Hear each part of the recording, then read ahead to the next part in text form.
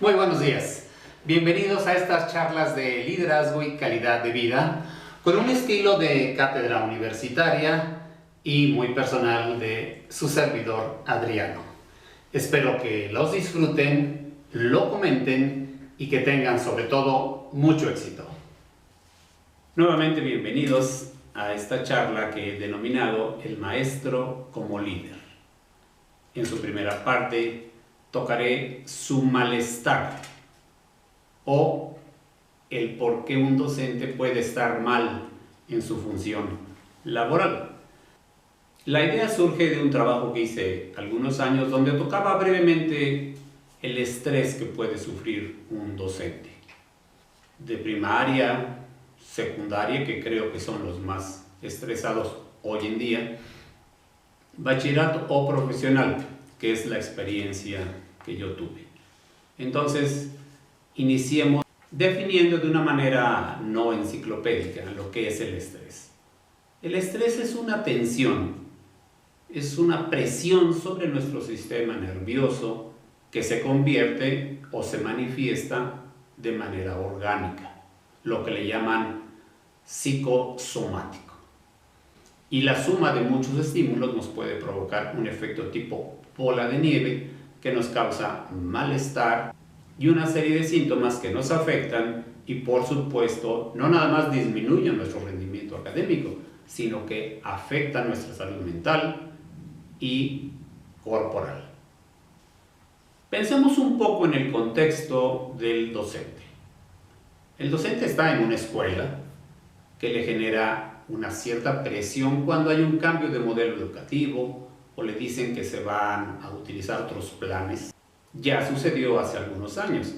El sistema era basado en competencias. Después vino una modificación y eso le exige al maestro que se adecue a las nuevas circunstancias y se adapte a nuevos contenidos, nuevas formas de evaluar y un largo etcétera que incluye la pedagogía. Otro aspecto de la propia escuela son la gran cantidad de juntas a las que somos citados los docentes. Otro estrés que sufren los docentes es la presión de sus jefes, llámese inmediatos o superiores. La presión de los colegas, de las academias, de los trabajos que se exigen, en fin, una gran cantidad de trabajo administrativo que se le pide al docente. También existe un desánimo por percibir que no está ganando uno un sueldo justo de acuerdo a la cantidad de trabajo. Es que no nada más es estar enfrente de un grupo, hay que preparar los contenidos, exponerlos, revisar tareas, elaborar exámenes, calificar exámenes, dar asesorías, a veces tutorías y una gran cantidad de trabajo administrativo que es importante, pero que muchas veces el maestro concibe como un exceso de trabajo. Eso es lo que se refiere a la escuela de una manera muy general. Pero también existe otro, que es el grupo. En el grupo tenemos gente que no trabaja, que se distrae, que no asiste. Incluso hay alumnos que se portan agresivos o groseros. Pero Bolívar, un pensador y filósofo de la educación, aseguraba que en este tema sobre el grupo, lo que más causa decepción en los maestros es darse cuenta que los alumnos no están aprendiendo. Impartir una clase en frente de un grupo que no muestra interés y por tanto la posibilidad de que aprendan se vuelve muy baja es realmente decepcionante. Otro aspecto es el docente en sí mismo, su estado de salud física, emocional, qué tan fuerte o no es su autoestima, la edad que tiene, los años que tiene impartiendo frente a un grupo. Ese docente decano es probable que tenga ya mayor cantidad de frustración, desilusión y desánimo. El último aspecto que he querido incluir lo podríamos llamar como la actualidad en la que estamos viviendo. Son épocas de pandemia. La gente ha regresado a sus casas. Alumnos y docentes tienen que tomar clases e impartir a través de internet.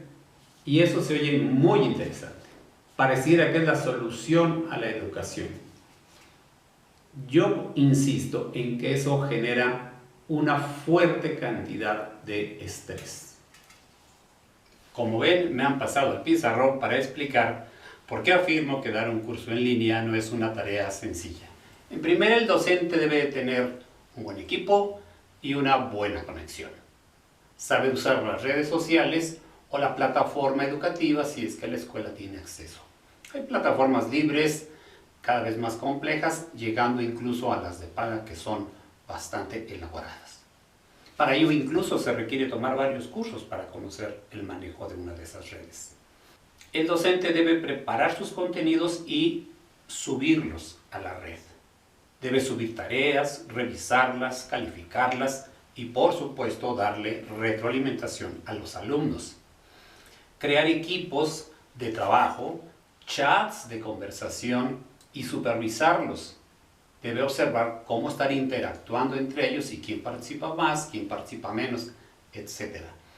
Ya decíamos que en un grupo hay una gran cantidad de alumnos que tienen diferentes comportamientos y psicologías y el maestro debe de estar atento. Además, tiene que elaborar exámenes.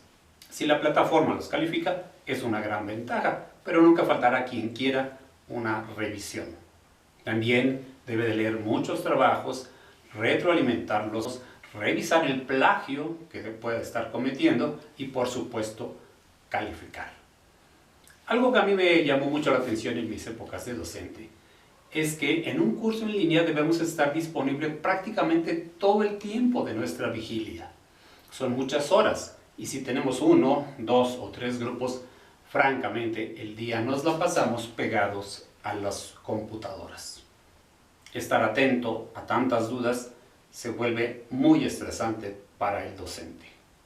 Ya el envío de las calificaciones al sistema de calificaciones de control de la escuela ya también genera una cierta presión por aquellos posibles errores que se pudieran cometer y que normalmente se llegan a dar. Así es que la situación actual, el uso de las tecnologías de información y comunicación genera mucha presión para los docentes. Y por último, hablando de esa parte del contexto. Regresar a las aulas representa un riesgo y los docentes también se preocupan por eso. Es un ambiente cerrado, de mucha interacción personal y los contagios no serían nada excepcionales. Los compañeros de trabajo, la parte administrativa, el transporte público hacia la escuela, todo esto genera un ambiente difícil de superar psicológicamente. Ahora tenemos una idea más amplia de lo que puede representar el contexto laboral de un catedrático hoy en día. Hace poco en un noticiero nacional ejemplificaban a un maestro de primaria que estaba dando clases en línea y el tema era la tolerancia. Es interesante porque el maestro terminó desesperado del comportamiento de sus pequeños alumnos. El docente queda agotado mentalmente, emocionalmente, físicamente. Yo estoy convencido de que sí. Anotaré algunos datos que les pueden resultar interesantes de los valores en diferentes partes del mundo, del estrés que sufren los maestros que están frente a un grupo. Antes de llegar a una conclusión, me gustaría referirme a una idea que tenía Schopenhauer. Él decía que la vida va de un lado a otro como un péndulo. En los dos encontramos dolor. De un lado, el deseo de las cosas, la falta de algo, sentir la necesidad de algo. Y otro lado, el haber logrado esas cosas. Es decir, que vamos del dolor de no tener al hartazgo de tener. Llega un momento en la vida del ser humano, y en este caso de los docentes, que llegan a no encontrarle sentido a la vida. Un docente que sufre de depresión, de ansiedad, de angustia, de desilusión, de miedo de incorporarse a sus clases en un ambiente de pandemia, sin duda es un docente que está sufriendo muchísimo de estrés. y se referencia a la filosofía no de manera casual. Mi sugerencia para enfrentar los altos niveles de estrés que sufren los docentes es precisamente leer filosofía. Yo les quiero recomendar 2 libros que a mí me han servido mucho y que pueden ser un excelente inicio para leer ese tema que para algunos pudiera ser un poco tedioso: la filosofía. Nada más equivocado. La filosofía es muy divertida y es muy formativa. El primero se llama Más Platón y menos Prozac. El segundo es Las consolaciones de la filosofía. Anotaré al final todos los datos correspondientes. Leer filosofía, reflexionar y llevar a la acción nuestras conclusiones, sin duda que nos va a cambiar la vida. ¿Cómo podemos enfrentar tanto estrés si no tenemos en nuestro hermoso jardín mental una base de ideas para enfrentar y ver la vida diferente? Una conclusión, al menos para mí, es que si bien los doctores y las doctoras, enfermeros y enfermeras merecen todo nuestro reconocimiento, no debemos de olvidar que los maestros somos líderes y formamos líderes. Por tanto, también merecen todo nuestro reconocimiento, nuestro apoyo, nuestra comprensión y nuestro respeto. En la segunda parte de este video abordaremos esas habilidades que tienen los maestros y que son las mismas que tienen y han tenido los grandes líderes de la historia. El que aprende y no practica lo que sabe es como el que ara y no siembra. Platón.